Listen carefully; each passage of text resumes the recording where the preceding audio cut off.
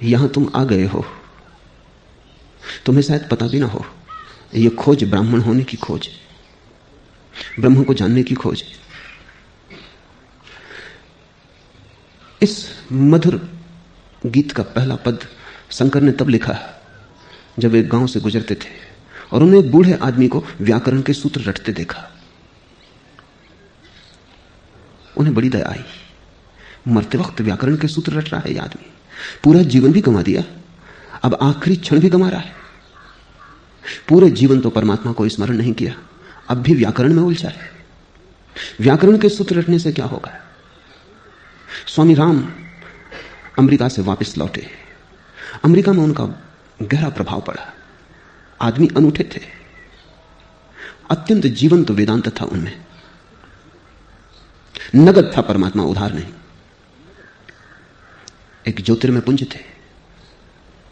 America के सरल हृदय पर उनकी बड़ी छाप पड़ी। अमेरिका का हृदय बहुत सरल है। सरल होने का कारण है क्योंकि अमेरिका का कोई अतीत नहीं, कोई परंपरा नहीं, कोई इतिहास नहीं, कुल 300 वर्ष पुराना देश है। बच्चे जैसा सरल चित्त है, बहुत परतें समझ की, ज्ञान की, शास्त्र की नहीं। राम को लोगों ने पूछा, उनके वचनों को ऐसे सुना जैसे वो अमृत का संदेश लाए हो।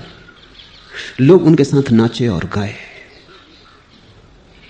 राम भारत वापस लौटे तो उन्होंने सोचा कि अमेरिका जैसे देश में जहां धर्म की कोई परंपरा नहीं, जहां लोग बिल्कुल ही भौतिकवादी हैं, जब वहां मेरे वचनों का ऐसा प्रभाव हुआ और मेरे व्यक्तित्व ने ऐसी लहर पैदा की, तो भारत में तो न मालूम क्या हो जाएगा। लौटता हूं अपने घर जहां की परंपरा हजारों साल पुरानी। कब प्रारंभ हुआ जहां का इतिहास सब अंधकार में खो गया, इतना लंबा है। जहां वेद लिखे गए, उपनिषद रचे गए, गीता निर्मित हुई, जहां बुद्ध, महावीर और शंकर जैसे लोग पैदा हुए, वहां मेरी बात तो ऐसी पकड़ी जाएगी जैसे मैं हीरे बांटता हूं।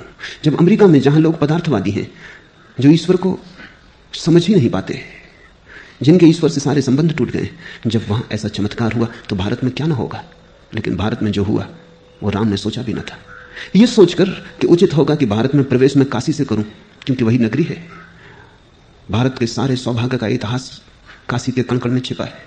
बुद्ध ने अपना पहला प्रवचन वहां दिया, शंकर ने अपने विश्व विजय की घोषणा वहां की,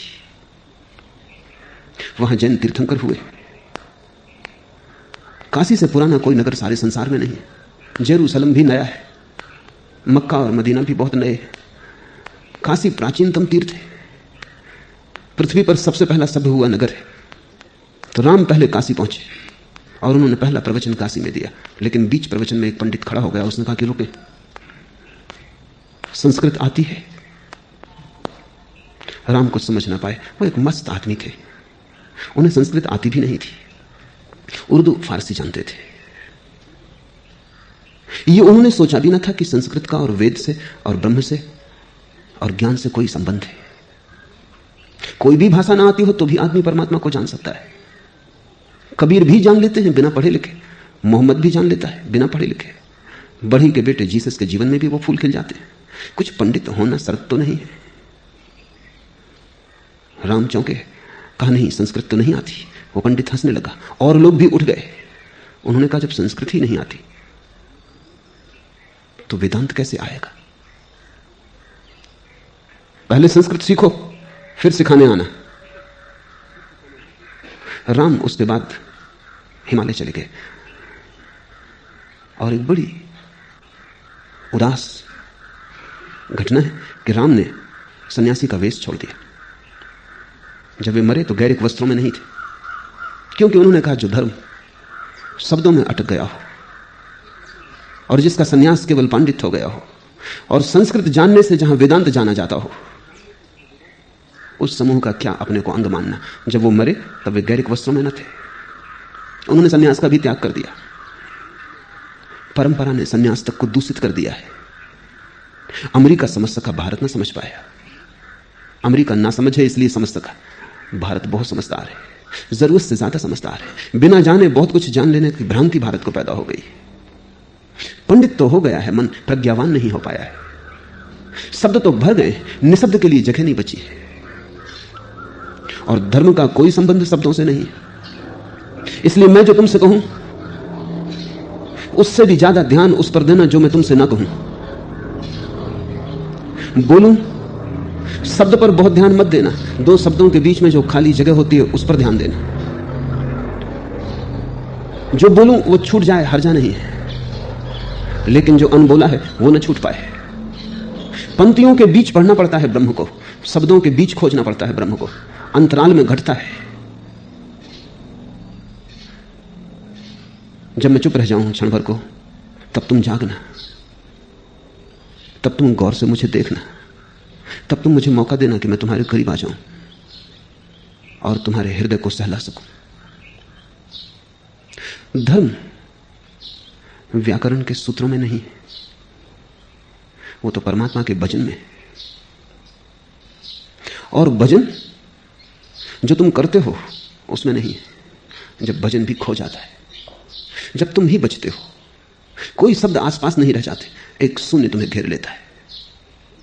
तुम कुछ बोलते भी नहीं, क्योंकि परमात्मा से क्या बोलना है। तुम्हारे बिना कहे वो जानता है, तुम्हारे कहने से उसके जानने में कुछ बढ़ती ना हो जाएगी। तुम कहोगे भी क्या? तुम जो कहोगे वो रोना ही होगा, और रोना ही अगर कहना है तो रोकर ही कहना उचित है, क्योंकि जो तुम्हारे आंसू कह देंगे वो तुम्हारी वाणी ना कह पाएगी।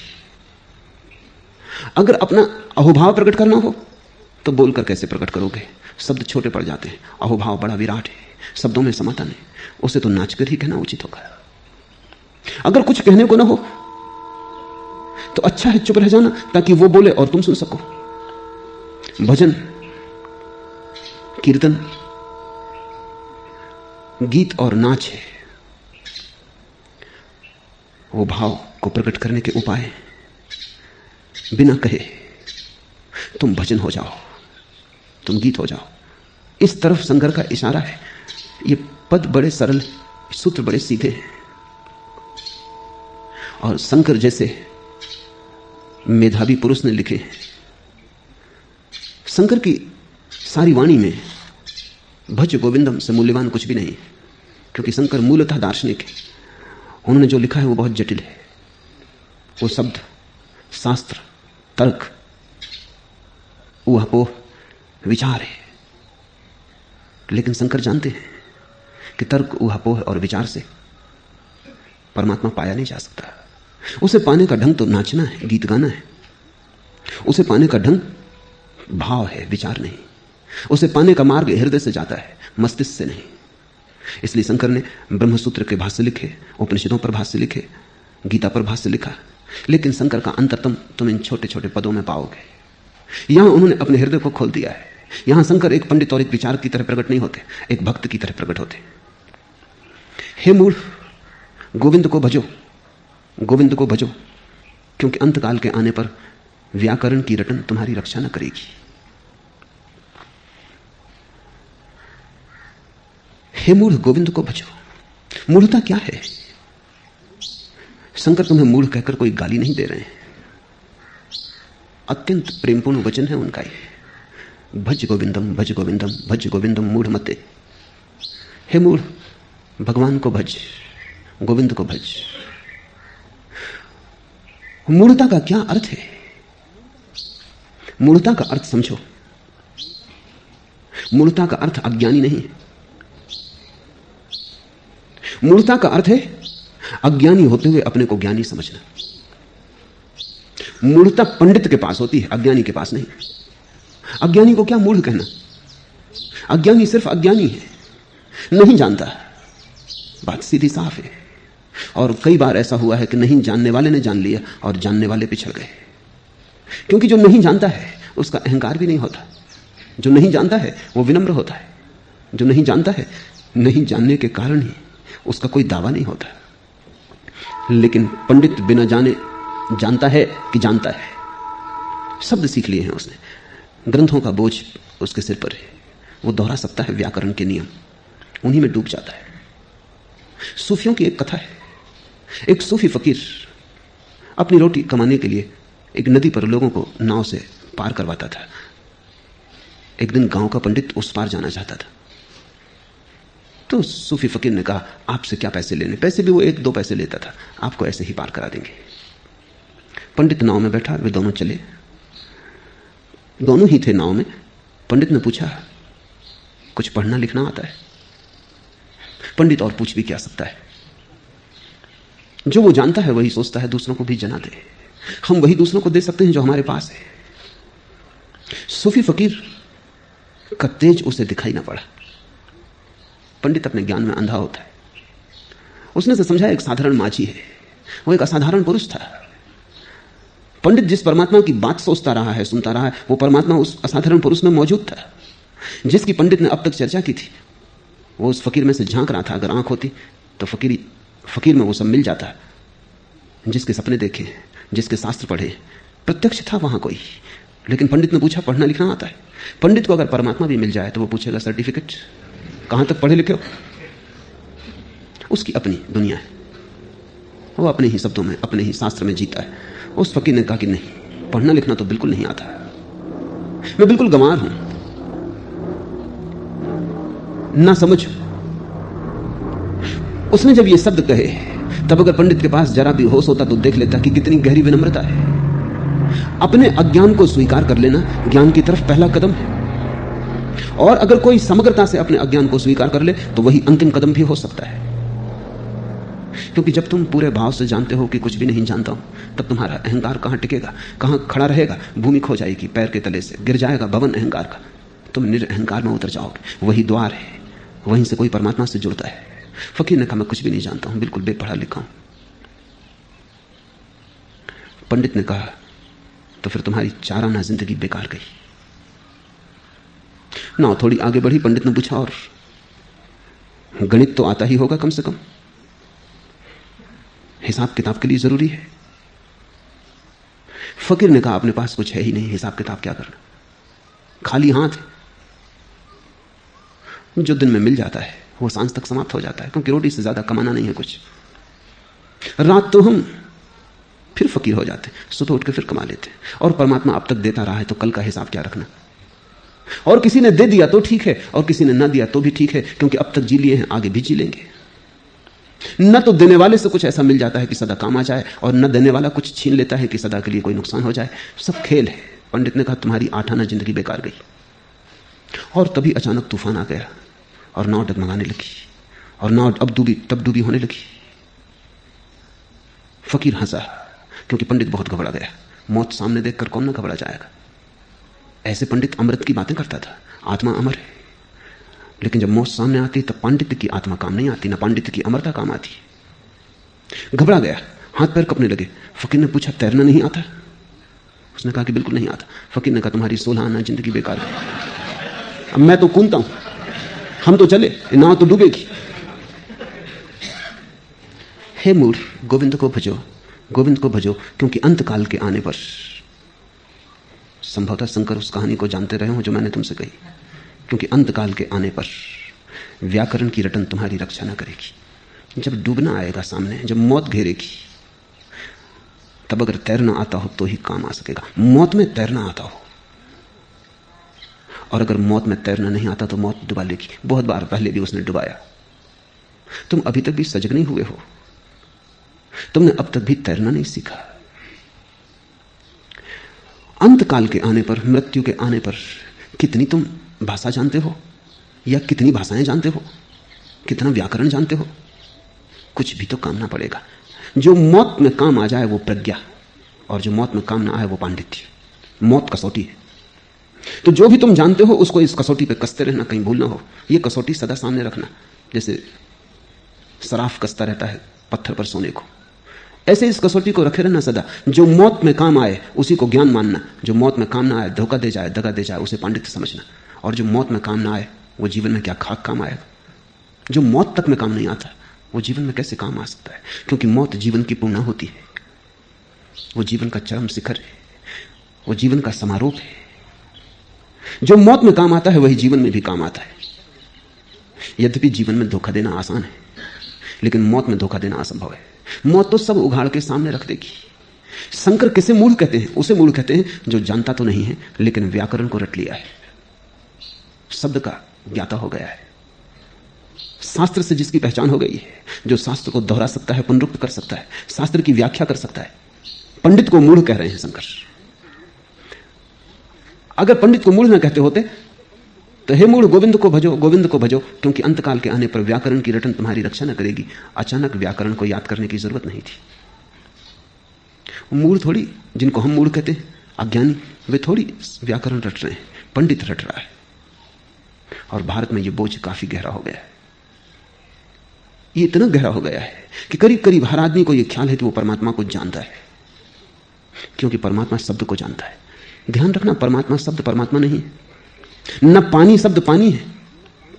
और प्यास लगी हो तो शब्द काम ना आएगा, पानी चाहिए। और मौत सामने खड़ी हो तो अमृतत्व के सिद्धांत काम ना आएंगे, अमृत का स्वाद चाहिए। मैं एक यात्रा में था, गर्मी के दिन थे, और उस वर्ष वर्षा नहीं हुई थी उस इलाके में। स्टेशन पर गाड़ी रुकी थी। एक आदमी 10-10 पैसे में एक गिलास पानी बेच रहा था। 10 पैसे में एक गिलास ठंडा पानी, कहता हुआ वो बढ़ता जाता, पैसे इकट्ठे करता जाता। एक आदमी जो मेरे पास ही बैठा था डब्बे में, उसने कहा 8 पैसे में न दोगे? वो पानी बेचने वाला रुका ही नहीं। उसने कहा फिर तुम्हें प्यास ही नहीं लगी। जब प्यास लगी हो तो कोई 10 पैसे 8 पैसे की बात करता है। ये तो प्यास न लगे हुए लोगों की बातें हैं। वो मुझे जच गई बात। उसने ठीक कहा कि 2 पैसे की फिक्र करोगे तुम, जब प्यास लगी हो तब आदमी सब देने को तैयार हो सकता है। हिसाब किताब तभी तक चलता है जब तक प्यास ना लगी हो। तुम कहते हो तुम हिंदू हो, मुसलमान हो, ईसाई हो, ये सब प्यास ना लगे होने की बातें। जब प्यास लगती है तो कौन हिंदू, कौन मुसलमान, कौन ईसाई है? जब प्यास लगती है तो तुम परमात्मा को मांगते हो। मंदिर, मस्जिद और गुरुद्वारे से कोई लेना देना नहीं रह जाता। इनसे कहीं प्यास बुझी है? और जब प्यास लगती है तो तुम हिसाब किताब नहीं लगाते। त्याग का यही अर्थ है, संन्यास का यही अर्थ है कि तुम्हें प्यास लगी है और तुम सब कुछ दांव पे लगाने को तैयार हो। लोग कहते हैं हाँ परमात्मा को भी जानना है, लेकिन अभी और दूसरे काम करने को भी बाकी है, अभी और उलझने हैं उनको सुलझाने हैं। लोग परमात्मा को आखिर में टालते जाते हैं।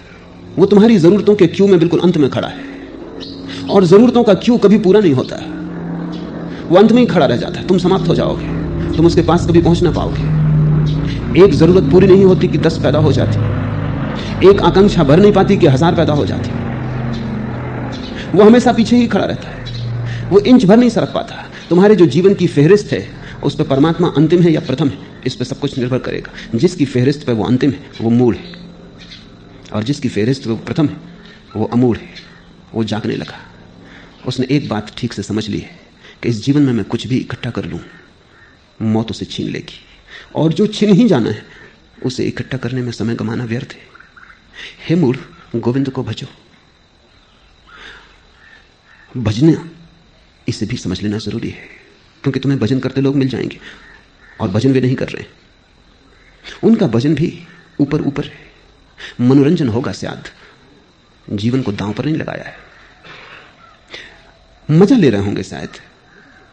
किसी और गीत से भी इतना मजा मिल सकता था, किसी और संगीत में भी इतनी खुशी हो सकती थी, लेकिन भजन का अर्थ है तुम्हारे पूरे प्राण से कोई आह उठती है, तुम्हारे पूरे प्राण से कोई आवाज उठती है, तुम्हारे पूरे प्राण दांव पर लगे, जैसे जीवन मरण का सवाल हो। गोविंद को भजना हो तो खुद को गंवाना जरूरी है। खुद को बचाना चाहा और गोविंद को भजना चाहा तो तुम अपने को ही धोखा दोगे। भजन की बड़ी आत्यंतिकता है, चरमता है। रामकृष्ण को कोई राम का नाम भी ले देता, सिर्फ नाम, रास्ते पर चलते वक्त शिष्यों को ख्याल रखना पड़ता कि कोई जयराम जी ना कर ले, कोई अजनबी आदमी जयराम जी कर ले, वो वहीं खड़े हो जाते, भावाविष्ट हो जाते, हर्षोन्माद हो जाता, नाचने लगते बीच सड़क पर। शिष्यों की बड़ी फजीयत हो जाती, पुलिस वाला आ जाता कि हटाओ यहां से, क्या मचाया हुआ है। किसी के शादी विवाह में कोई निमंत्रण कर लेता तो दूल्हा दुल्हन पीछे हो जाते। किसी ने ऐसे नाम ले दिया, एक मित्र के घर बुला लिया था लोगों ने, भक्त था उनका, बुला लिया कि शादी में आशीर्वाद दे देंगे। लड़की की शादी थी, समारोह था, शादी होने के ही करीब थी कि किसी आदमी का नाम गोविंद था, और किसी ने बुलाया गोविंद को कि गोविंद कहां है, भीड़-भाड़, तो उसने जोर से चिल्लाया गोविंद कहां है। रामकृष्ण नाचने लगे, गोविंद का भजन शुरू हो गया। वो बारात बारात ना रही, विवाह विवाह ना रहा, एक दूसरा ही समा बन गया। भजन का अर्थ है 24 घंटे तुम्हारे भीतर एक सतत धारा प्रभु स्मरण की बनी रहे।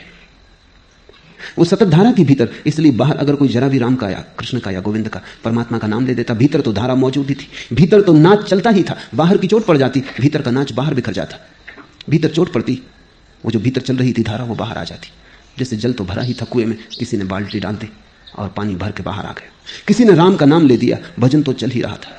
भजन कोई ऐसी चीज नहीं है कि तुम कभी कर लो, जब भजन शुरू होता है तो अंत नहीं होता, चलता ही रहता है। एक सतत स्मरण है भीतर। हे मूढ़, गोविंद को भजो, क्योंकि अंतकाल के आने पर व्याकरण की रटन तुम्हारी रक्षा न करेगी। कितना तुम शास्त्र जानते हो, मौत ये ना पूछेगी। कितना तुमने सत्य जाना, मौत तुम्हारे सामने प्रकट कर देगी। जो तुमने जाना है वही बच रहेगा, जो दूसरे ने जाना है और दूसरे से तुमने उधार जाना था वो सब खो जाएगा। शास्त्र अगर उधार है तो व्यर्थ है, और शास्त्र अगर तुम में आविर्भूत हुआ है, तुम भी उसी स्रोत पर पहुंच गए जहां उपनिषद के ऋषि पहुंचे थे। तुमने भी उसी जल स्रोत से अपनी प्यास बुझा ली जिससे उपनिषद के ऋषियों ने बुझाई थी। तब उपनिषद शास्त्र नहीं है, तब तुम्हारे लिए उपनिषद तुम्हारे ही बोध की अभिव्यक्ति है। मुझसे लोग पूछते हैं कि मैं क्यों शंकर पर बोलता, या बुद्ध पर, या क्राइस्ट पर। मैं सीधा भी बोल सकता हूं, मैं सीधा ही बोल रहा हूं उनसे। मैं कहता हूं क्योंकि शंकर के इस गीत में शंकर ने वही कहा है जो मैं कहना चाहूंगा, और इतने सुंदर ढंग से कहा है कि अब उसे और सुधारा नहीं जा सकता। आखिरी बात कह दी है, कोई जरूरत नहीं है अब उसे दोहराने की। शंकर पर मैं इसलिए नहीं बोल रहा हूं कि मुझे लगता है शंकर जानते हैं, लगने का सवाल नहीं है। मेरा कोई विश्वास नहीं है शंकर में। उसी जल स्रोत से मैंने भी जल पिया है जहां से पी के यह गीत उनमें पैदा हुआ होगा। हे मूढ़, धन बटोरने की तृष्णा को छोड़ो, सद्बुद्धि को जगाओ और मन को तृष्णा शून्य करो, तथा उसी से संतुष्ट और प्रसन्न रहो जो अपने श्रम से मिलता है। हे मूढ़, सदा गोविंद को भजो। धन बटोरने की तृष्णा छोड़ो। धन से केवल अर्थ उस धन का नहीं है जिसे तुम धन कहते हो। धन से उस सब का अर्थ है जिसको तुम बटोरते हो। जिसको भी बटोरने की तुम्हारे भीतर तृष्णा है वो सभी धन है, फिर वो ज्ञान ही क्यों ना हो। जब तुम ज्ञान भी बटोरते हो तुम धन ही बटोर रहे हो। एक आदमी रुपए गिनता जाता है कितने उसकी तिजोरी में हो गए। एक आदमी ज्ञान गिनता जाता है कि कितना ज्ञान उसने बटोर लिया, कितनी सूचनाएं उसके पास हो गई, कितने शास्त्र उसने पढ़ लिए, पर दोनों बटोर रहे हैं। तीसरा आदमी हो सकता है त्याग बटोर रहा हो कि कितने उपवास उसने किए। चौथा आदमी हो सकता है यश बटोर रहा हो कि कितने लोग उसे मानते, कितने लोग उसे पूजते हैं, कितने लोग उसके पीछे चलते हैं। जहां भी तुम बटोरते हो, जो भी बटोरा जाता है वो सब धन है। और धन बड़े धोखे का है, क्योंकि भीतर तो तुम निर्धन ही बने रहते हो और बाहर तुम बटोरते चले जाते हो। जो बाहर इकट्ठा किया है वो भीतर न ले जाया जा सकेगा, और जिसे तुम अपने भीतर न ले जा सके मौत उसे छीन लेगी, क्योंकि तुम ही मौत से पार जा सकोगे और कुछ भी नहीं। केवल तुम्हारा होना ही गुजरेगा। लपटें उसे जला ना सकेंगी, शस्त्र उसे बेध ना सकेंगे। नैनम छिदंती शस्त्राणी नैनम दहति पावका। सिर्फ तुम गुजर पाओगे मौत के द्वार से, शुद्ध तुम, और कुछ भी नहीं। अगर तुमने बाहर का ही धन बटोरा तो तुम निर्धन गुजरोगे मौत के द्वार से, और जब मौत तुम्हें निर्धन बता देगी तो जीवन में भी धन का सिर्फ धोखा ही हुआ है। वह धन क्या जिसे हम साथ न ले जा सके। संपत्ति वही है जो साथ जा सके, अन्यथा से सब विपत्ति है। जिसे तुम बटोरते हो वो संपत्ति लगती है, संपत्ति है नहीं, है तो विपत्ति। और तुम भी जानते हो, बटोर लेने के बाद पता चलता है कि और विपत्ति बढ़ गई। संपत्ति से तो संतोष आता है, संपत्ति से तो शांति आती, संपत्ति से तो निर्भयता आती, संपत्ति से तो तुम्हारे जीवन में एक स्वर गूंजता कि पा लिया, पहुंच गए, घर आ गया। एक विश्राम की सुगंध तुम्हारे जीवन में उठती, लेकिन वो तो उठती दिखाई नहीं पड़ती। संपत्ति बढ़ती है वैसे तुम्हारे जीवन में और भी दुर्गंध उठती है, और भी तुम्हारे जीवन में भय उठता है। संपत्ति क्या इकट्ठी होती है, हजार चिंताएं इकट्ठी होती। संपत्ति से शांति तो नहीं मिलती, अशांति के द्वार खुल जाते हैं।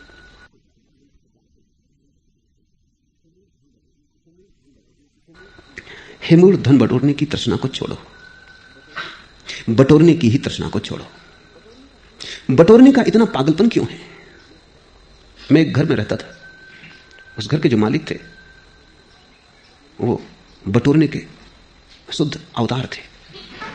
कोई भी चीज जो व्यर्थ भी हो गई उसे भी संभाल के रख लेते। उनका घर एक कबाड़खाना था, उसमें वो कैसे जीते थे यही बड़ा मुश्किल, कैसे रहते थे यही बड़ा मुश्किल। एक दिन मैं सामने बगीचे में खड़ा था, वो मुझसे बात कर रहे थे और उनका छोटा लड़का एक बुहारी टूटी, किसी काम की नहीं, सिर्फ पिछली ठूंठी बची थी, उसे बाहर फेंक गया। अच्छा मैंने देखा कि वो बेचैन हो गए। मुझसे बात चलती रही लेकिन नजर उनकी उस बुहारी पर लगी रही। मैंने सोचा कि मेरी मौजूदगी उनको बाधा बन रही, तो मैंने कहा मैं अभी आया। मैं घर के भीतर गया। जब मैं लौटा बुहारी नदारत थी, वो भी नदारत थी। वो ले गए उसे भीतर। मैं उनके पीछे ही गया। मैंने कहा अब बात जरा सीमा के बाहर हो गई। रंगे हाथ वो पकड़ गए, बुहारी लिए अंदर खड़े थे। मैंने पूछा कि ये किस लिए उठा लाए? उन्होंने कहा कुछ नहीं, कभी काम पड़ जाए। ये कैसे, इसका कोई काम भी नहीं समझ में आता। वो कहने लगे नहीं, कभी क्या काम पड़ जाए क्या पता, फिर फेंकने से फायदा क्या, रखी रहेगी। बटोरने की एक विक्षिप्तता है, किस कारण होगी? क्यों आदमी बटोरना चाहता है? भीतर एक बड़ा खालीपन है, उसे भरना है, किसी भी चीज से भरना है, नहीं तो आदमी बहुत खाली लगेगा। तुम थोड़ा सोचो, तुम्हारे पास कुछ भी नहीं तो तुम्हें भीतर बड़ा खालीपन लगेगा। यहां ध्यान में रोज मेरे पास मित्र आते, थोड़े दिन ध्यान करते हैं, महीने 1.5 महीने, तो भीतर खालीपन दिखाई पड़ने लगता है। वो है तो सदा, ध्यान नहीं किया तो दिखाई नहीं पड़ता।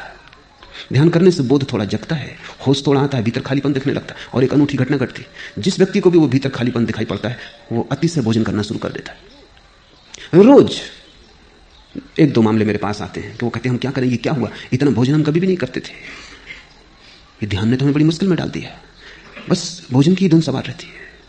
तुम उनको कहता हूं कारण है, कारण यह कि ध्यान ने तुम्हें भीतर की रिक्तता दिखाई। अब रिक्तता को भरना है, रिक्तता काटती है, कुछ भी नहीं है भीतर तो आदमी कुछ भरना चाहता है। धन से, पद से, प्रतिष्ठा से तुम अपने को भरते हो, चारों तरफ चीजें इकट्ठी कर लेते हो, उनके बीच बैठ जाते हो निश्चिंत होकर, लगता है कुछ तुम्हारे पास है।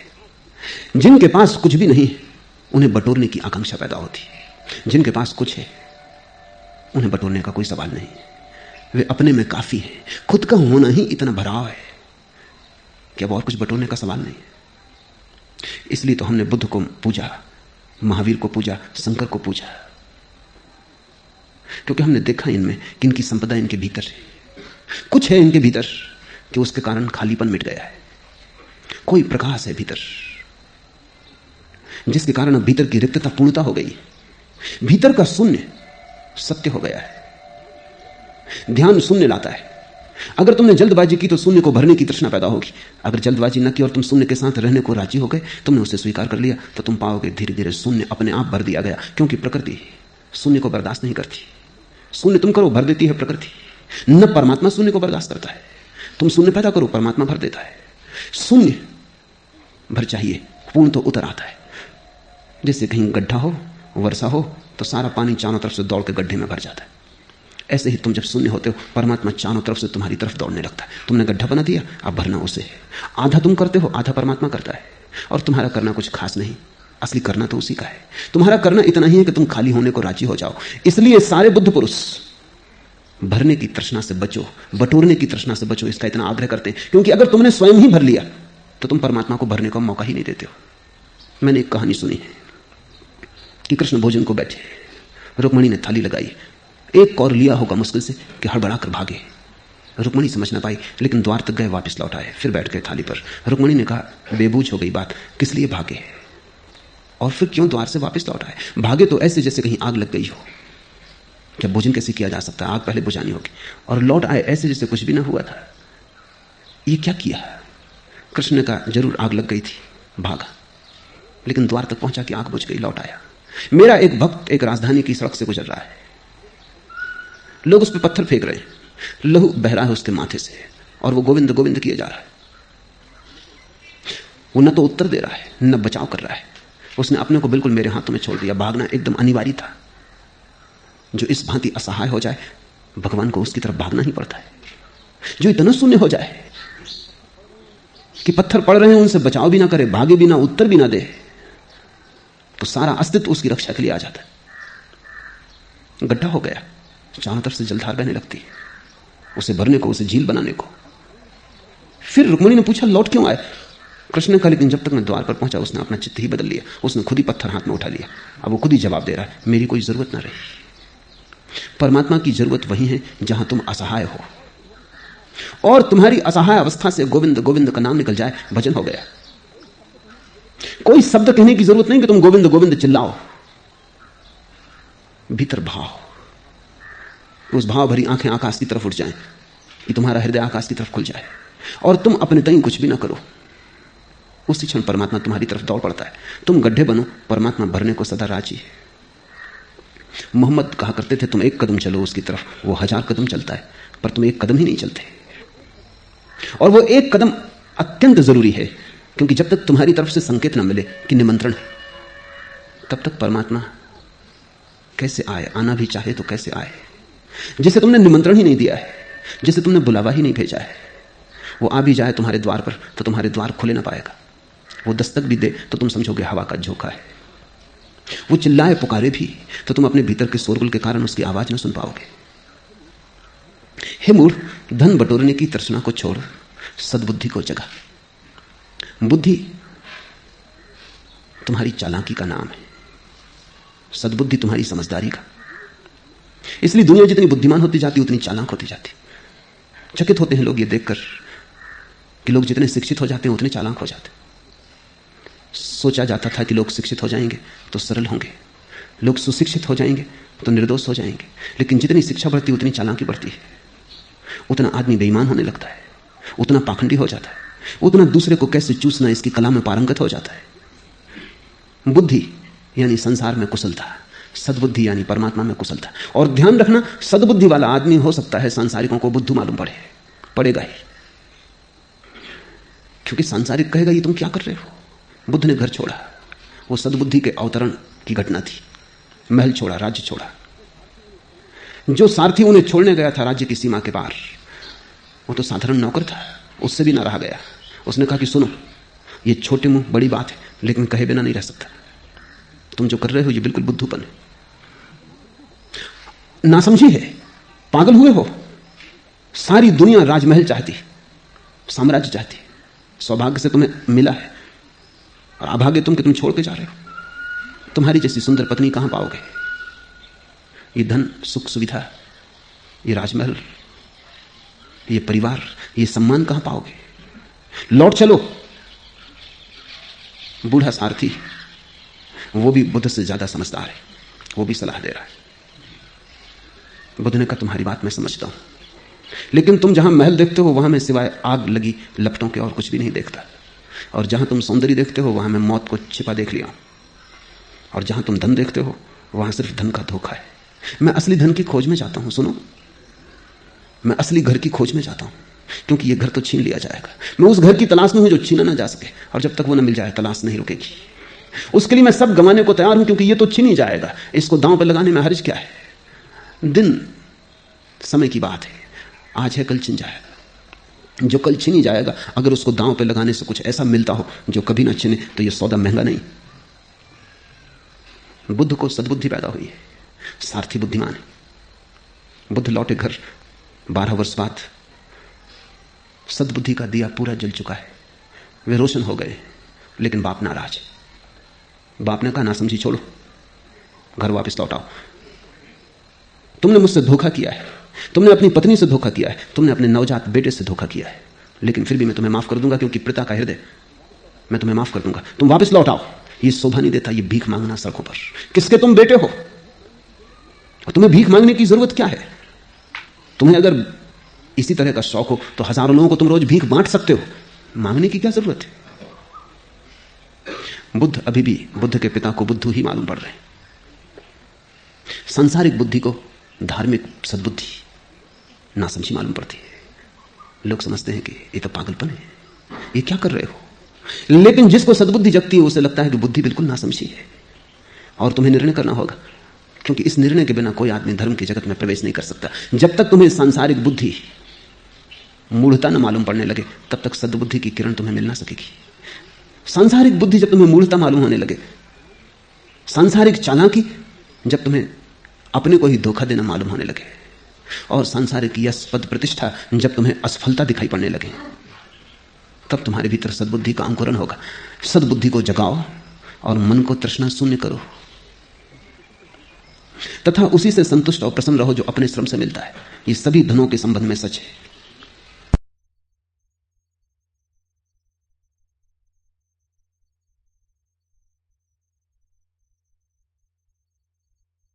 बाहर के धन में भी जो अपने श्रम से मिल जाए, जो उससे तृप्त हो गया, उसके जीवन में नैतिकता होगी। और भीतर के जगत में भी भीतर का जो धन अपने श्रम से मिले, उसके जगत में, उसके चित्त में धार्मिकता होगी। तुम शास्त्र को जब कंठस्थ कर लेते हो तो तुम चोरी कर रहे हो। वो जो शास्त्र में छिपा ज्ञान है वो तुमने श्रम से नहीं पाया है, वो तुम सिर्फ चुरा रहे हो। वो उधार है, बासा है। तुम किसी दूसरे की बात पकड़ लिए हो। उस पर अपने भवन को मत बनाना। वो रेत पर खड़ा किया हुआ भवन हवा का छोटा सा झोंका उसे गिरा देगा। अभी कुछ दिन पहले मैं एक ज़ेन कहानी कह रहा था। एक ज़ेन आश्रम के द्वार पर एक संध्या एक भिक्षु ने दस्तक दी। जापान में ज़ेन आश्रमों का यह नियम है कि अगर कोई भिक्षु, यात्री भिक्षु विश्राम करना चाहे तो उसे कम से कम एक प्रश्न का उत्तर देना चाहिए। जब तक वो एक प्रश्न का ठीक उत्तर न दे दे तब तक वो अर्जित नहीं करता विश्राम के लिए। वो आश्रम में रुक नहीं सकता, उसे आगे जाना पड़े। आश्रम का प्रमुख द्वार पर आया, द्वार खोला और उसने ज़ेन फकीरों की एक बहुत पुरानी पहेली इस अतिथि के सामने रखी। पहेली है कि तुम्हारा असली चेहरा क्या है, मूल चेहरा कौन सा है। वैसा मूल चेहरा जो तुम्हारे मां और बाप के पैदा होने के पहले भी तुम्हारा ही था। यह आत्मा के संबंध में एक प्रश्न है, क्योंकि मां और बाप से जो मिला वो शरीर है, शरीर का चेहरा भी उनसे मिला। तुम्हारा ओरिजिनल मौलिक मुखाकृति क्या है, तुम्हारा स्वभाव क्या है। और ज़ेन फकीर कहते हैं इसका उत्तर शब्दों से नहीं दिया जा सकता है, इसका उत्तर तो जीवंत अभिव्यक्ति होनी चाहिए। जैसे ही यह सवाल पूछा गया, उस अतिथि फकीर ने अपने पैर से जूता निकाला और पूछने वाले के चेहरे पर जूता मारा। पूछने वाला पीछे हट गया। झुक के उसने सलाम की, नमस्कार किया और कहा, स्वागत है, भीतर आओ। दोनों ने भोजन किया। फिर जलती हुई अंगीठी के पास बैठकर दोनों रात बात करने लगे। मेजबान ने मेहमान से कहा, तुम्हारा उत्तर अद्भुत था। मेहमान ने पूछा, तुम्हें स्वयं इस उत्तर का अनुभव है? मेजबान ने कहा, नहीं, मुझे तो अनुभव नहीं है, लेकिन बहुत मैंने शास्त्र पढ़े और शास्त्रों से यह पाया है कि ठीक उत्तर देने वाला डिगमगाता नहीं, झिझकता नहीं। तुम बिना झिझके उत्तर दिए और तुम्हारे उत्तर में बात छिपी थी।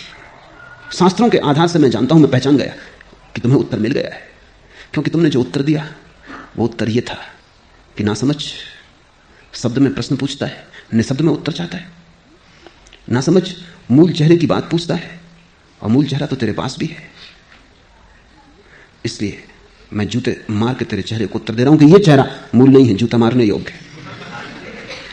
मेजबान ने कहा कि मैं समझ गया तेरा उत्तर, शास्त्र मैंने पढ़े हैं और उसमें ऐसे उत्तर लिखे। मेहमान कुछ बोला ना, चुपचाप चाय की चुस्की लेता रहा। तब जरा मेजबान को शक हुआ। उसने गौर से इसके चेहरे को देखा। इसके चेहरे में उसे कुछ प्रतीत हुआ जो बड़ा असंतोषदायी था। उसने फिर से पूछा कि मित्र, मैं एक बार फिर पूछता हूं, तुझे भी वस्तुतः उत्तर मिल चुका है या नहीं? मेहमान ने कहा, मैंने भी बहुत शास्त्र पढ़े और जहां से तुमने मुझे पहचाना कि उत्तर मिल गया, वहीं से मैंने ये उत्तर पढ़ा है। उत्तर तो मुझे भी नहीं मिला है। शास्त्र भयंकर धोखा हो सकता है, क्योंकि शास्त्र में उत्तर लिखे हैं, लेकिन शास्त्र के उत्तर को दोहराना वैसे ही है जैसे गणित की किताब के पीछे उत्तर दिए होते हैं। तुम गणित पढ़ो, उल्टा के किताब के पीछे उत्तर देख लो, तो उत्तर तो तुम सही दे दोगे, लेकिन उस प्रश्न से उत्तर तक पहुंचने का जो मार्ग है, जो विधि है, वो तुम्हारे पास ना होगी।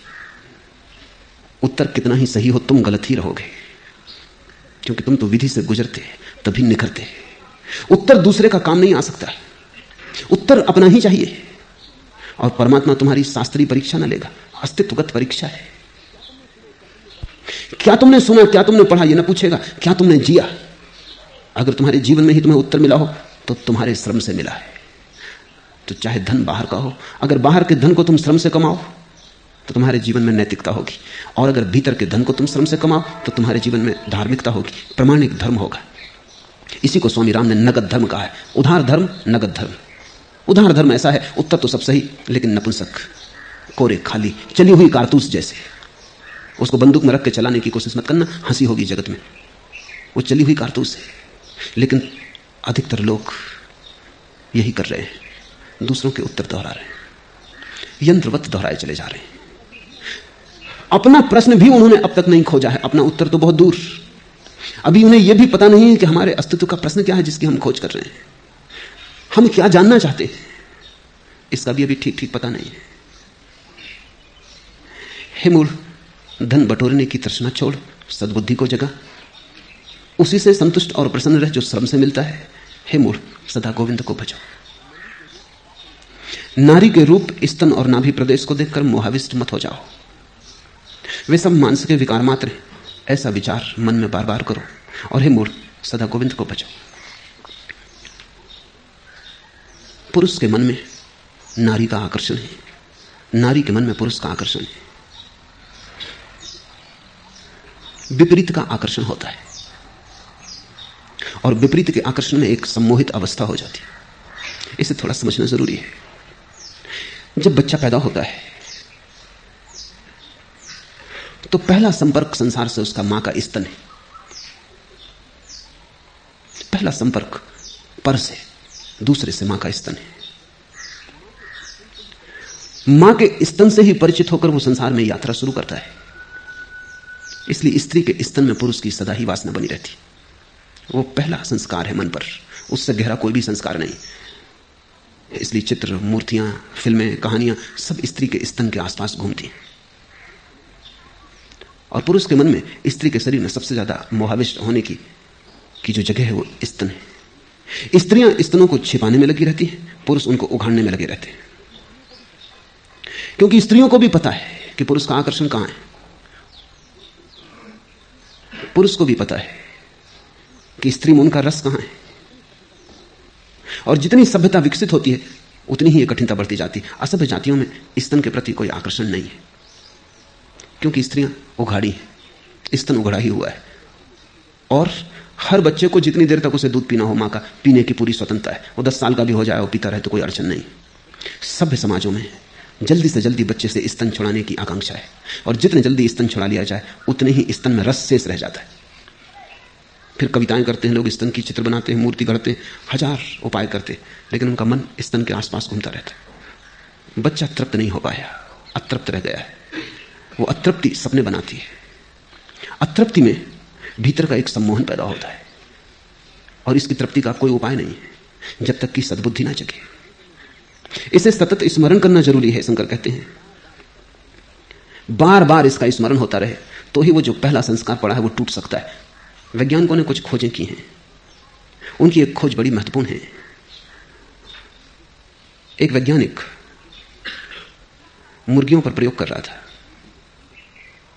मुर्गी के अंडे से बच्चा पैदा हुआ, तो उसने उस बच्चे को मुर्गी को न देखने दिया, एक बतख को पास रख दिया। बच्चे ने जब आंख खोली अंडे के बाहर आके तो उसने बतख को देखा। यह पहला संस्कार हुआ। फिर एक बड़ी मजेदार घटना घटी। वो बतख के पीछे दौड़े, मुर्गी से उसकी कोई पहचान ही ना रही। बतख उसे मारे भी, क्योंकि बतख को बर्दाश्त नहीं है कि मुर्गी का बच्चा नहा उसके पीछे भागे। उसे मारे भी तो भी वो उसी के साथ चाहे। मुर्गी उसे फुसलाए भी तो वो उसके पास ना आए, दूर खड़ा डरे। बतखों का जो कटघरा था उसमें वो सोना चाहे रात को, और बतखें उसे मार मार के बाहर निकाल दें, और मुर्गी उसे फुसला के अपने कटघरे में ले जाना चाहे, जहां सभी मुर्गियां उसका स्वागत करने को तैयार है, लेकिन वो वहां जाने को तैयार नहीं। पहला इम्प्रिंट, पहला संस्कार बड़ा बहुमूल्य है, वो जीवन भर पीछा करता है। मनुष्य के जीवन में जो भी पहली घटना घटती है वो सदा पीछा करती है, और फिर जीवन भर चित्त उसके आसपास सपने गूंथता है। स्त्री के शरीर में या पुरुष के शरीर में ऐसा क्या है जिसमें इतना आकर्षण है? निश्चित कुछ है, क्योंकि तुम्हारा शरीर भी स्त्री और पुरुष के शरीर के मिलन से बना है। आधा स्त्री ने दान किया है, आधा पुरुष ने दान किया है। हर व्यक्ति आधा पुरुष है, आधा स्त्री है, दोनों का मेल है। तुम्हारा रोआ रोआ आधा स्त्री है, आधा पुरुष है, अधूरा अधूरा है। वो जो तुम्हारे भीतर स्त्री का हिस्सा है वो पुरुष की आकांक्षा करता रहता है, वो जो तुम्हारे भीतर पुरुष का हिस्सा है वो स्त्री की आकांक्षा करता रहता है। मनोविज्ञान की नवीनतम खोजें ये कहती हैं कि हर पुरुष के भीतर अचेतन में छिपी स्त्री है, और हर स्त्री के भीतर अचेतन में छिपा पुरुष है। जब तक तुम्हारे भीतर की स्त्री तुम्हारे भीतर के पुरुष से ना मिल जाए तब तक तुम बाहर खोजते रहोगे। जब तक तुम्हारे भीतर का पुरुष तुम्हारे भीतर की स्त्री के साथ एक ना हो जाए, जब तक तुम्हारा चेतन मन अचेतन मन संयुक्त होकर एक ना हो जाए, तब तक तुम्हारे जीवन में विजातीय का स्त्री का पुरुष के लिए, पुरुष का स्त्री के लिए आकर्षण शेष रहेगा। तुमने अर्धनारीश्वर की प्रतिमा देखी जिसमें शंकर आधे हैं स्त्री और आधे पुरुष। जब तक तुम्हारे भीतर भी आधे पुरुष और आधी स्त्री की अर्धनारीश्वर प्रतिमा निर्मित ना हो जाए, जब तुम अपने भीतर ही पूरे ना हो जाओ, तब तक तुम्हारी तलाश बाहर जारी रहेगी। तुम चाहोगे स्त्री से मिलकर शायद पूर्णता हो जाए, कुछ खोया खोया लगता है। स्त्री तुम्हारे भीतर ही तुम्हारे अचेतन में पड़ी है। इसलिए समस्त योग तंत्र मौलिक रूप से तुम्हारे भीतर की शक्तियों को मिलाने की प्रक्रिया है। जब तुम भीतर जुड़ के एक हो जाते हो, तब तुम्हारे भीतर बाहर की आकांक्षा समाप्त हो जाती। लेकिन बाहर की आकांक्षा समाप्त हो तो ही तुम अपने भीतर मिलकर एक हो सकते हो। ये दोनों बातें एक दूसरे पर निर्भर है, अन्योन्याश्रित है। इसलिए शंकर कहते हैं, नारी के रूप स्तन और नाभि प्रदेश को देखकर मोहाविष्ट मत हो। शंकर पुरुषों से बोल रहे हैं, क्योंकि उन दिनों विशेषकर इस देश में धर्म मूलतः पुरुष का एकाधिपत्य था। लेकिन यही बात स्त्रियों के लिए भी कह देनी जरूरी है कि पुरुष के शरीर में भी कुछ नहीं है जिसमें मोहाविष्ट होने की जरूरत हो। शंकर के ये वचन या इस तरह के और संतों के वचन एक बड़ी भ्रांति का कारण बन गए। ऐसा लगता है कि स्त्री के शरीर में कुछ नहीं और तुम्हारे शरीर में बहुत कुछ है। शरीर में ही कुछ नहीं है, यह ख्याल रखना। नहीं तो पुरुष सोचने लगते हैं कि स्त्री के शरीर में कुछ नहीं है, सब हड्डी मांस मज्जा, और तुम्हारे शरीर में सोना हीरा चांदी। जब तक तुम अपने ही शरीर में हड्डी मांस मज्जा ना देख पाओगे, तब तक तुम स्त्री के शरीर में भी ना देख पाओगे। इससे स्त्री की निंदा करने का एक परंपरा बन गई। पुरुष सोचने लगे कि जैसे स्त्री ने उन्हें बंधन में डाला, तो फिर स्त्री को किसने बंधन में डाला है? पुरुष सोचने लगे कि स्त्री ही मोक्ष में बाधा है। अगर स्त्री मोक्ष में बाधा है तो स्त्री के लिए मोक्ष में कौन बाधा है? स्त्रियां तो फिर बिना बाधा के मोक्ष पहुंच जाएंगी। थोड़ा सोचो तो, उनके जीवन में कोई बाधा ही नहीं है तो मोक्ष में कोई अड़चन नहीं, वो तो ऐसे ही पहुंच जाएंगे। नहीं, स्त्री और पुरुष का सवाल ही नहीं है। विपरीत में जो आकर्षण है वो व्यर्थ है, वे सब मांस के विकार मात्र हैं। ऐसा विचार मन में बार बार करो, क्योंकि संस्कार जो पड़ चुका है उसको तोड़ने के लिए बार बार विचार की जरूरत है। सतत स्मरण रहे तो जैसे जलधार पत्थर को तोड़ देती है, बड़े मजबूत पत्थर को। जब पहली दफा जलधार गिरती, कौन सोचेगा कि जलधार पत्थर को तोड़ पाएगी? लेकिन एक वक्त आता है कि जलधार तो बनी रहती, पत्थर रेत के कण कण होकर बह जाता है। संस्कार बड़ा कठोर है, बड़ा गहरा है, लेकिन अगर विचार की जलधार बूंद बूंद भी टपकती रही तो एक दिन तुम अचानक पाओगे कि पत्थर टूट गया और बह गया। और जिस दिन तुम्हारे संस्कार बह जाते हैं तुम मुक्त हो जाते हो। और हे मूढ़, सदा गोविंद को भजो। और गोविंद के भजन को शंकर कह रहे हैं निरंतर साधे रहो, कुछ भी करो लेकिन लौट लौट के गोविंद के भजन करो। गोविंद के भजन का अर्थ है जो दिखाई पड़ रहा है वो काफी नहीं है, पर्याप्त नहीं है, पूरा नहीं है। जो नहीं दिखाई पड़ रहा है वह भी है, उसे याद रखो। कहीं ऐसा ना हो कि दृश्य में अदृश्य खो जाए। अदृश्य को याद रखो। तुम मुझे देख रहे हो, मैं तुम्हें देख रहा हूं, तुम मुझे जहां तक देख पाओगे वो दृश्य है। लेकिन मेरे भीतर अगर तुम्हें अदृश्य की भी याद बनी रहे, रास्ते पर तुम चलो और जो आदमी तुम्हें मिले, जानवर मिले, वृक्ष मिले, तो जो दिखाई पड़ रहा है वो तो ठीक है, जो दिखाई पड़ रहा है वो संसार है। लेकिन हर दिखाई पड़ने वाले के भीतर जो अदृश्य छिपा है वही गोविंद है। गोविंद को भजने का अर्थ है दृश्य तुम्हें भुला ना पाए, दृश्य तुम्हें धोखा ना दे पाए, तुम अदृश्य को याद रखते ही रहो। एक सन्यासी को गलती से, भ्रांतिवश एक सिपाही ने मार डाला। 1857 की बात, क्रांति के दिन एक मौन सन्यासी, नग्न सन्यासी गुजर रहा है अंग्रेजों की छावनी के पास से। सिपाहियों ने उसे पकड़ लिया, उससे पूछा कौन हो, लेकिन वो मौन है, इसलिए वो उत्तर नहीं दिया। उत्तर नहीं दिया तो शक बढ़ा, संदेह हुआ। फिर अंग्रेज सिपाही ने भाला उठाकर उसकी छाती में भोंक दिया। उस सन्यासी ने व्रत लिया था कि सिर्फ मरते वक्त एक बार बोलेगा, उसके पहले नहीं। ऐसा 30 साल से वो मौन था। जब भाला उसकी छाती में छिदा, खून का फवारा फूट पड़ा, तब उसने सिर्फ एक वचन उपनिषद का कहा, तत्वमसि श्वेतकेतु, तू भी वही है श्वेतकेतु। भीड़ इकट्ठी हो गई। लोगों ने पूछा तुम्हारा क्या मतलब है? उसने कहा कि मेरा मतलब इतना ही है कि परमात्मा किसी भी रूप में आए मुझे धोखा ना दे पाएगा। आज वो भाला मारने के लिए आया है, भाला हाथ में लेकर आया है, भाला छाती में चुप गया है, लेकिन मैं देख रहा हूं कि भीतर तू वही है, तत्वमसि श्वेतकेतु, तू मुझे धोखा ना दे पाएगा। छाती से खून बहते वो सन्यासी नाचने लगा, क्योंकि वो अपने हत्यारे में भी परमात्मा को देख सका। भज गोविंदम मूढ़मते। इसका अर्थ है कि कहीं कुछ भी हो जाए, हर हालत में परमात्मा तो दिखाई पड़ता ही रहे, दुश्मन में भी दिखाई पड़े, और जब मौत द्वार पर आए तो मौत में भी दिखाई पड़े, मित्र में तो दिखाई पड़े ही, शत्रु में भी दिखाई पड़े। अभी तो ऐसा है कि मित्र में भी दिखाई नहीं पड़ता, अभी तो तुम जिससे प्रेम करते हो उसमें भी दिखाई नहीं पड़ता, प्रेसी में, प्रेमी में भी दिखाई नहीं पड़ता, अभी तो अपने बेटे में, अपने बच्चे में भी दिखाई नहीं पड़ता। शत्रु की तो बात ही बहुत दूर है। अपने में नहीं दिखाई पड़ता तो पराये में कैसे दिखाई पड़ेगा। भज गोविंदम मूढ़मते का अर्थ है कि चाहे कुछ भी हो, एक परमात्मा तो सब जगह दिखाई पड़ता ही रहे। चट्टान में भी दिखाई पड़े, होगा बहुत गहरा सोया है लेकिन है तो। वृक्ष में भी दिखाई पड़े, माना कि गूंगा है तो। पागल में भी दिखाई पड़े, माना कि विक्षिप्त है लेकिन है तो। किसी भी रूप में आए वो तुम्हारी पहचान न चूके। साईं बाबा के जीवन में एक उल्लेख है, एक हिंदू सन्यासी है जो जिस मस्जिद में साईं बाबा रहते थे उससे कोई 3 मील दूर रहता था। वो रोज आता है साईं के दर्शन को, और जब तक उनके दर्शन न हो जाते तब तक वापस जाके भोजन न करता। कभी कभी बड़ी भीड़ होती, वो मस्जिद में भीतर ही न घुस पाता। कभी कभी पूरा दिन बीत जाता तब दर्शन होते, लेकिन जब तक वो पैर न छूले तब तक वो भोजन न करता। कभी कभी रात हो जाती तो फिर भोजन करना मुश्किल हो जाता, उपवास ही रह जाता, क्योंकि दिन में ही भोजन करने का नियम था। साईं बाबा ने उसे कहा, ना समझ, तुझे यहां आने की जरूरत भी नहीं, मैं वहीं आ जाऊंगा, मगर पहचानना, ऐसा ना हो कि मैं आऊं और तू पहचाने ना। ठीक जब तेरा भोजन तैयार होगा मैं आ जाऊंगा, तो वहीं दर्शन कर लेना, भोजन कर लेना। 3 मील आना जाना, फिर कभी कभी उपवास से रह जाना, मुझे भी पीड़ा होती। उसने कहा ये तो बड़े सौभाग्य की बात है, तो कल मैं राह देखूंगा। कल उसने खाना जल्दी बना लिया, बड़ी खुशी से राह देखने लगा। कोई नहीं आया, एक कुत्ता आया। कुत्ते को भोजन की गंध मिल गई होगी, उसने उठाया डंडा का, भाग यहां से, हम साईं की प्रतीक्षा कर रहे हैं, आए तुम। 2 डंडे मारे, कुत्ते को भगा दिया। फिर कोई नहीं आया। दोपहर हो गई तो भागा हुआ मस्जिद पहुंचा, वहां भीड़ लगी है। जाके कहा कि क्या मामला है, बोलकर वचन देकर आए नहीं, तुम तो यहां जमे हो, भीड़ भाड़ में बैठे हो, आओगे कैसे?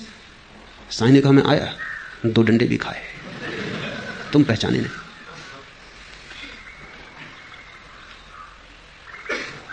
घबराया सन्यासी, 2 डंडे। उसने कहा कुत्ता आया था महाराज। साईं ने कहा वो मैंने पहले ही कह दिया था, पहचानना, आऊंगा जरूर। किस रूप में आऊंगा, उस समय कौन सा रूप सुलभ सरल होगा आने के लिए, ये तो समय समय की बात है। उस समय यही मौजूद था कि कुत्ते के शकल में आऊं। कोई दूसरा रूप उस वक्त भर दोपहरी में उपलब्ध भी ना था, वो कुत्ता ही वहां था। सो हम उसी पर सवार हुए। रोने लगा सन्यासी। उसने कहा एक दफा भूल हो गई, एक मौका और, कल चाहे कुछ भी हो पहचान लूंगा। कुत्ता अगर आता दूसरे दिन तो पहचान लेता, लेकिन कुत्ता आया ही नहीं। अब उसको पता था, वो दो की प्रतीक्षा कर रहा था, साईं बाबा सीधे आ जाएं तो ठीक, नहीं तो कुत्ते की राह देख रहा था। कुत्ता आया ही नहीं। अब कुत्ते भी कोई भरोसे के थोड़ी, मौज की बात, आ गया नहीं आया। आया एक भिखमंगा कोढ़ी, चुप हो गई। फिर उसकी बास आ रही थी, भयंकर दुर्गंध थी। वही तो भोजन को भी खराब कर देगा, इसकी बास आ रही है तो खाने का भी मन नहीं रह जाएगा। वमन की इच्छा होने लगी उसको देखकर। कहा कि भाई जा, यहां आने की कोई जरूरत नहीं, यहां अंदर प्रवेश भी मत करना। थोड़ा शक भी हुआ कि कहीं भूल तो नहीं हो रही, लेकिन ये कोढ़ी और साईं बाबा कोई तालमेल नहीं देखता। कुत्ता कम से कम स्वस्थ तो था। सांझ फिर गया, कहा कि आप आए नहीं, आपकी भी राह देखी, कुत्ते की भी राह देखी। साईं बाबा ने कहा आया था, लेकिन दुर्गंध तुझे जची ही नहीं, तूने दूर दूर धुतकार दिया। रोने लगा सन्यासी। कहा एक बार और। साईं बाबा ने कहा 1000 बार भी आऊं तू ना पहचानेगा। पहचान तब संभव हो पाती है जब तुम जागते हो, जागे हुए होते हो। गोविंद को भजने का यही अर्थ है कि जो भी तुम्हें दिखाई पड़े गोविंद का भजन बन जाए। जहां से भी खबर आए उसकी ही खबर आए। हवा बहे तो उसकी याद, जल में कलकल नाद हो तो उसकी याद, पक्षी गीत गाएं तो उसकी याद, सन्नाटा हो तो उसका, शोरगुल हो तो उसका, बाजार हो तो उसका, शून्य हिमालय हो तो उसका, लेकिन उसकी याद हर जगह से आए। पत्ती, पखर, फूल, पत्थर, सब तरफ से उसकी याद आए। उसकी याद ही चारों तरफ बरसने लगे और तुम्हें घेर ले। जब भी तुम किसी की आंखों में झांको, उसी में झांको। और ये कोई कल्पना या काव्य नहीं है, ये तथ्य है, क्योंकि हर आंख से वही झांक रहा है। तुमने नहीं देखा, ये तुम्हारी भूल है।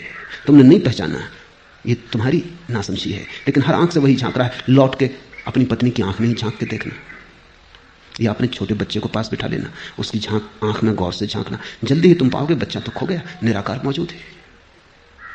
तुम जहां भी गहरे देखोगे उसी को पाओगे, जहां भी तुम उथला देखोगे चूक जाओगे। कमल के पत्ते पर जैसे तरल और अस्थिर होता है जल, वैसे ही यह जीवन अतिशय चपल और अस्थिर है। यह ठीक से समझ लो कि संसार अहंकार के रोग से ग्रस्त है और दुख से आहत। अतः हे मूढ़, सदा गोविंद को भजो। यहां तो सब बहा जा रहा है, प्रतिपल भागा जा रहा है, यहां कुछ भी स्थिर नहीं है। इस अस्थिर पर भवन मत बनाना,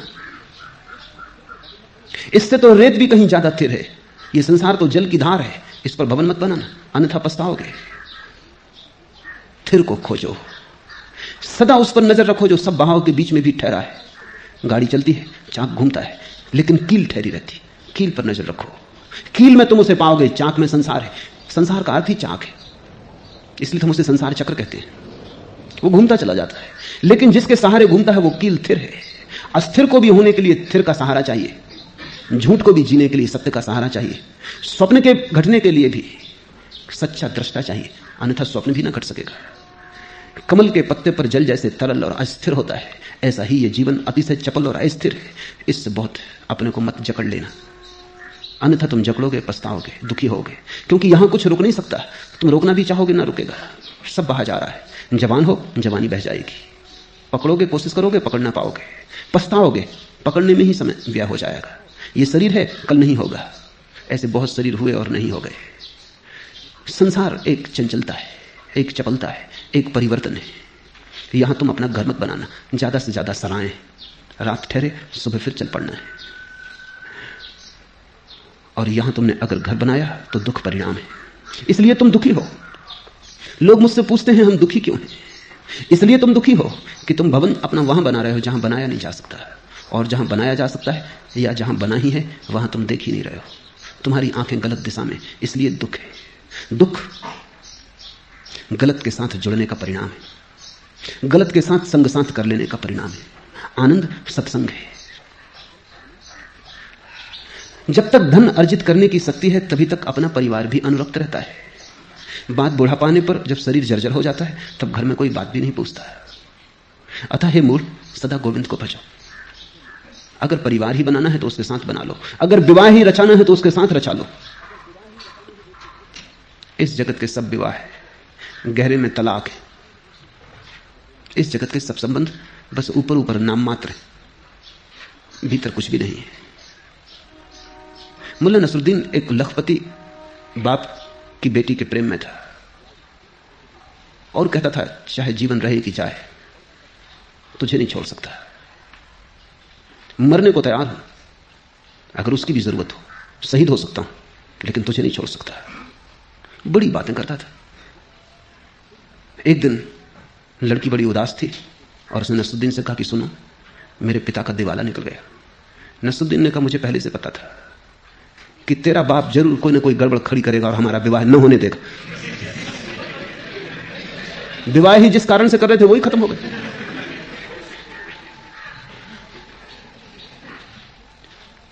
तुम्हारे संबंध, तुम कहते कुछ और हो, कारण उनका कुछ और ही होता है। तुम बताते कुछ और हो, और मजा ऐसा है कि तुम जो बताते हो सकता है तुम ऐसा मानते भी हो कि यही सच है। तुम अपने को भी धोखा दे लेते हो, दूसरे को ही देते हो, ऐसा नहीं। आदमी बड़ा कुशल है, अपने को भी धोखा दे लेता है। जब तक शरीर में प्राण बसते हैं तभी तक घर के लोग कुशल क्षेम पूछते हैं। प्राण निकलने पर शरीर का पतन हुआ कि फिर अपनी पत्नी भी उस शरीर से बह खाती है। अतः हे मूढ़, सदा गोविंद को भजो। जो सदा साथ रह सके उसी का साथ कर लो। जिनका साथ नदी नाव संयोग है उनका साथ भी क्या साथ है। राह पर चलते हुए जैसे यात्री मिल जाते हैं, घड़ी भर को साथ हो लेते हैं, फिर अलग अलग मार्ग हो जाते हैं, बिछड़ जाते हैं, ऐसा ही घड़ी भर का साथ है। इस साथ को बहुत मूल्य मत देना और इस साथ को सत्य मत मान लेना। स्वप्न में जैसे किसी से मिलन हो गया है, नींद टूटते ही छूट जाएगा। बालक खेलकूद में आसक्त रहता है, युवक तरुणी के प्रेम में आसक्त और वृद्ध चिंताओं में आसक्त रहते हैं। कभी तो मनुष्य परमात्मा के प्रति संलग्न नहीं होता। अतः हे मूढ़, सदा गोविंद को भजो। बचपन गुजर जाता है खेलकूद में, क्रीड़ा आसक्ति में। जवानी गुजर जाती है प्रेम के नाम पर चलते हुए खेल में। बुढ़ापा अतीत की चिंताओं में, अतीत का हिसाब बिठाने में, लगाने में, और जीवन यूं ही चला जाता है। परमात्मा की याद ही नहीं आ पाती, और परमात्मा को हम टालते चले जाते हैं, स्थगित करते चले जाते हैं, कल और कल, और कल आती है सिर्फ मौत। परमात्मा की याद भी नहीं कर पाते और मौत आ जाती है। हे मूर्ख, सदा गोविंद को भजो, इसके पहले कि मौत आ जाए। जब भी होश आ जाए, जगाओ अपने को, थोड़ा देखो क्या तुम कर रहे हो, कहां तुम उलझे हो, तुम्हारे कृत्यों का क्या परिणाम हो सकता है। तुम्हारे कृत्य, तुम्हारा धन, तुम्हारी प्रतिष्ठा सब पड़ी रह जाएगी। जो पड़ा ही रह जाएगा उसके साथ बहुत समय व्यय मत करो। जितने जल्दी जाग जाओ उतना अच्छा।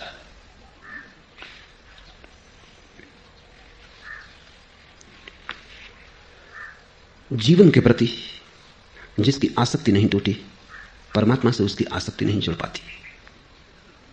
जीवन के प्रति अगर तुम बहुत अनुरक्त हो तो तुम परमात्मा को न पहचान पाओगे। रूप के प्रति जिसकी आसक्ति है वो अरूप को कैसे पहचानेगा। पदार्थ को जिसकी पकड़ है वो निराकार को कैसे पकड़ेगा। पृथ्वी पर जिसका सब कुछ लगा है वो आकाश की तरफ आंख भी नहीं उठाता। तुम्हारी आसक्ति जहां है अभी, जब तक वहां उसकी जड़ें न टूट जाएं, जब तक तुम जाग के ना देख लो कि सिवाय दुख के वहां और कुछ भी नहीं है, जब तक तुम्हें जीवन का सार निचोड़ो दुख न दिखाई पड़ जाए। सुख का कितना ही प्रलोभन हो, मिलता सदा दुख है। सुख के कितने ही आश्वासन हो, मिलता सदा दुख है। सुख की तुम कितनी ही योजनाएं बनाओ, वे योजनाएं ऐसी हैं जैसे कोई तेल निकालने की चेष्टा कर रहा हो रेत को निचोड़कर। हाथ में कुछ भी नहीं आता, हाथ खाली रह जाते हैं। खाली हाथ संसार से जाने की तैयारी हो तो परमात्मा की फिक्र करने की कोई जरूरत नहीं, लेकिन बहुत रोते हुए जाओगे। अगर भरे हाथ भरे हृदय जाने की तैयारी हो, आकांक्षा हो, तो जितने जल्दी परमात्मा का स्मरण करो और जितने जल्दी उसमें लीन हो जाओ और जितना ज्यादा से ज्यादा समय और शक्ति उसके स्मरण में लग जाए उतना ही शुभ है। एक ही चीज तुम्हें भर सकती है, वह परमात्मा है, और उसकी भर तुम चिंता नहीं करते हो। और जिनसे तुम कभी ना भर सकोगे उनकी तुम चिंता किए चले जाते हो। मुल्ला नसरुद्दीन की पत्नी मरने के करीब थी, वो बिस्तर पर पड़ी, आंख उसने खोली और उसने कहा, सुनो जी, क्या तुम सच कहते हो कि मैं मर जाऊंगी तो तुम पागल हो जाओगे? नसरुद्दीन ने कहा, 100%। तू मरेगी तो मैं निश्चित पागल हो जाऊंगा। पत्नी हंसने लगी, कहा, झूठ बोलते हो, जहां तक मैं जानती हूं मैं मरूंगी और तुम दूसरी शादी कर लोगे। नसरुद्दीन ने कहा कि पागल हो जाऊंगा ये सच, लेकिन इतना पागल नहीं कि फिर शादी कर लो। अगर जीवन को तुम गौर से देखो तो तुम दोबारा जन्म ना लेना चाहोगे, तुम फिर शादी ना करना चाहोगे, क्योंकि सिवाय दुख के और तुमने पाया क्या? यही तो सारे पूरब की खोज है, आवागमन से कैसे छुटकारा हो जाए। जिन्होंने जीवन को देखा उनकी एक ही आकांक्षा बची कि जीवन से छुटकारा कैसे हो जाए। मैंने सुना है एक बहुत अनूठा सन्यासी बोधिधर्म जब चीन गया बुद्ध का संदेश लेकर, तो सम्राट वू ने उससे पूछा कि संक्षिप्त में मुझे बता दें, मेरे पास ज्यादा समय नहीं है, तुम देख ही रहे हो कि साम्राज्य बड़ा है और मैं ज्यादा सत्संग नहीं कर सकता, मुझे संक्षिप्त में बता दो कि जीवन की सबसे बहुमूल्य बात क्या है, सबसे बड़ा सौभाग्य क्या है। बोधिधर्म ने कहा, तुम समझ ना पाओगे, सबसे बड़ा सौभाग्य ये कि तुम पैदा ही ना होते। वो थोड़ा चौंका, ये कोई सौभाग्य की बात कर रहा है कि तुम पैदा ही ना होते? पर निश्चित ही बोधिधर्म सौभाग्य की ही बात कर रहा है। बुद्धों की यही तो आकांक्षा है कि पैदा ना होते। पर बोधिधर्म ने कहा, वो बात तो हो नहीं सकती, खत्म, तुम हो ही गए पैदा, वो तो नंबर 1 का सौभाग्य। इसलिए नंबर 2 की कहता हूं कि जितने जल्दी मर जाओ। कहते हैं वो फिर कभी मिलने नहीं आया बोधिधर्म को कि ये भी कोई ज्ञानी है। लेकिन मैं भी तुमसे कहता हूं, नंबर 1 का सौभाग्य कि तुम पैदा न हुए होते, लेकिन उस पर तो अब कोई बस नहीं, हो ही गए। तो अब दूसरा सौभाग्य है कि तुम जीते जी मर जाओ, जीवन से तुम्हारा राग रंग छूट जाए। ये जीते जी मरने का अर्थ है। तुम ऐसे जीने लगो जैसे तुम हो ही नहीं। बैठो बाजार में, क्योंकि कहीं तो बैठोगे ही, लेकिन ऐसे जैसे हो ही नहीं। पालो पत्नी बच्चों को, पालना ही पड़ेगा, लेकिन ऐसे जैसे तुम हो ही नहीं।